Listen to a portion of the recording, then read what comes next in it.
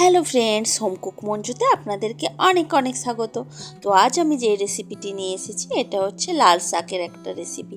বড়ি দিয়ে আমি লাল শাকের এই রেসিপিটি বানিয়েছি। রেসিপিটা কিভাবে বানাচ্ছি চলুন দেখে নিই। তো প্রথমেই দেখুন আমি লাল শাকটা নিয়েছি এবং সেটাকে খুব ভালো করে পরিষ্কার করে ধুয়ে রেখেছি এবং এটাকে এখন কেটে নেব। তো কাটার জন্য প্রথমে আমি লাল শাকটাকে একটু হাফ হাফ করে নিচ্ছি। একবারে পুরোটা কাটতে একটু অসুবিধা হবে, সেই জন্য হাফ করে নিলাম। প্রথমে হাফ কেটে নেব, তারপর বাকি হাফ যেটা রেখেছি ওটাও কেটে নেব।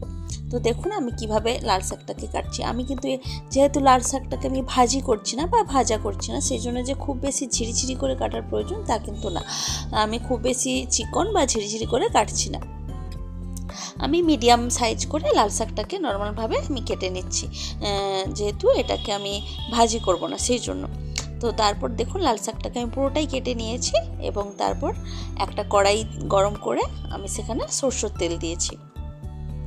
তো সরষের তেলটা ভালো মতো গরম হয়ে যাওয়ার পর আমি এখানে মটর ডালের কিছুটা বড়ি ভাজার জন্য দিয়েছি এই তেলের মধ্যে।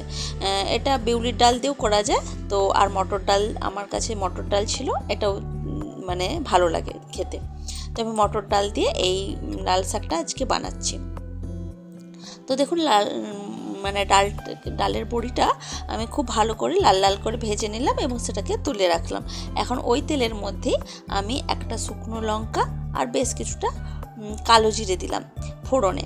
তো ফোড়নটা একটু ফুটে ওঠার পর এখানে আমি একটা কুচনো পেঁয়াজ দিলাম। পেঁয়াজটাকে এখন একটু ভেজে নেব, একটু লালচে করে পেঁয়াজটাকে ভাজবো, যাতে খেতে ভালো লাগে এই রান্নাটা।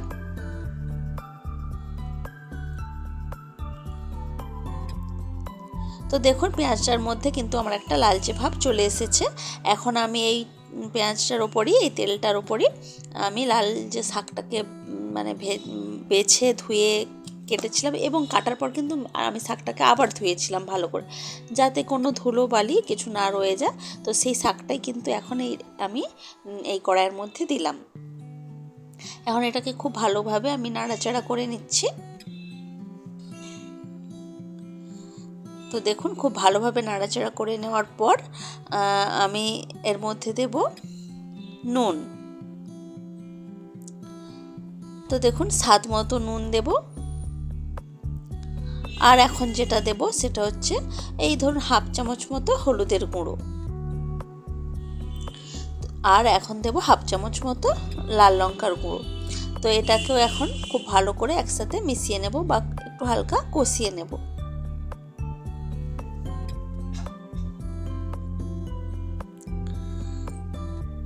তো দেখুন হালকা করে কিন্তু আমার কষানো হয়ে গেছে। আর যেহেতু নুন দিয়েছি, নুনটা দেওয়ার পর কিন্তু শাকটা থেকে জল বেরোনো শুরু করেছে।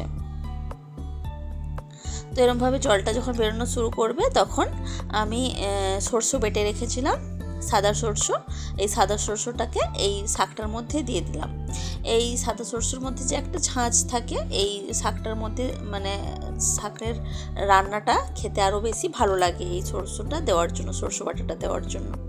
তো সরষে বাটাটা দেওয়ার পর আমি খুব ভালোভাবে সরষে বাটাটাকে আমি রান্নাটার মধ্যে মিশিয়ে নিচ্ছি বা শাকটার মধ্যে মিশিয়ে নিচ্ছি। তো খুব ভালোভাবে মিশে যাওয়ার পর এর মধ্যে আমি যে মটর ডালের বড়িগুলো ভেজে রেখেছিলাম ওটা দিলাম আর বেশ কিছুটা জল দিলাম।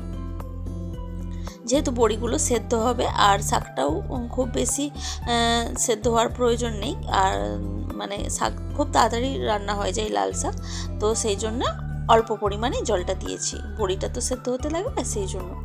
তো প্রায় 5 মিনিট মতো আমি এইভাবে ঢাকা দিয়ে রেখেছিলাম। আর তারপর দেখুন আগের থেকে জলটা একটু শুকনো হয়ে গেছে। এখন জলটাকে আমি আরেকটু শুকিয়ে নেব, আরেকটু নাড়াচাড়া করে নেব, তাতে কিন্তু আমাদের জলটা অনেকটা শুকনো হয়ে যাবে। তো দেখুন জলটা কিন্তু অনেকটাই শুকনো হয়ে গেছে একটু নাড়াচাড়া করার পরই, ঢাকনাটা খোলার পর। তো দেখুন আমাদের রান্না কিন্তু এই পর্যায়ে একদমই রেডি। তো লাল শাকটা খুব কম টাইমেই বানানো যায় এবং খেতেও কিন্তু দুর্দান্ত লাগে গরম ভাতের সাথে। আপনারা কিন্তু অবশ্যই বানিয়ে দেখবেন আর বলবেন কেমন হয়েছে রেসিপিটা। আর যদি ভালো লাগে অবশ্যই লাইক, কমেন্ট, শেয়ার করবেন এবং আমার চ্যানেলটি সাবস্ক্রাইব করে আমার পাশে থাকবেন। অনুরোধ করছি প্লিজ আমার পাশে থাকবেন। তো আজকের ভিডিওটা এ পর্যন্তই থাক, দেখা হচ্ছে অন্য কোনো দিন অন্য কোনো ভিডিওতে। আজকের মতো টাটা, বাই বাই।